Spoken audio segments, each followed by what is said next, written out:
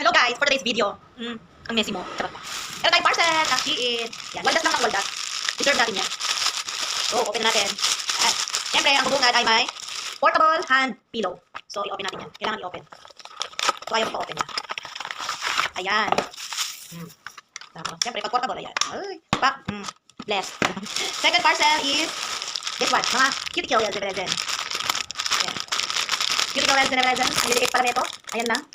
Yan, HH storage. Walo yan, walo. Wala akong gagawa. Nagpa-practice na ang self ko. Kasi, meron tayong sunscreen. Kasi, syempre, tayo ang Kojik. Meron tayong ganito. Walaan mo, makakula. Comment down below. Ala, uy, pang stamp. Stamp. Pang ganyan yan, pak. Panis. Wala ka. Ayan. Tapos, sunod na parcel, Zebelezen. Ayan. Syempre, nakabubble wrap.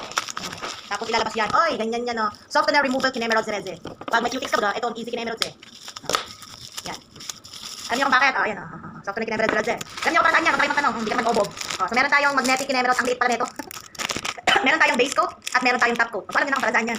Siyempre, meron tayong pangalakasan na. Ayan, set na siya na nail art. So, meron tayong UV LED. Meron yan, no? Pasok sa ilalim. Yan naman na grade 2. Tapos, meron tayong variable rotary detailed care reverse. So, maghahanap lang ako ng suspect. Ano? Suspect na willing magpa-murder ng mga daliri ko po. Yan. So, meron tayo, yan. Set na yan. May ganyan. Meron din ganyan. Yan, o. Yan. Siyempre, may charger yan. Pack. Next. Meron tayo, andito na siya, no? Patmilid. Meron tayong mga brushes din, brushes.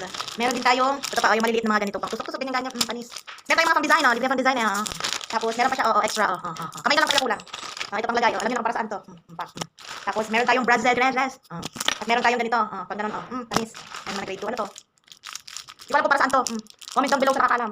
Ayan na, pabudol pa kayo ulit. Daming pambudol. Bye.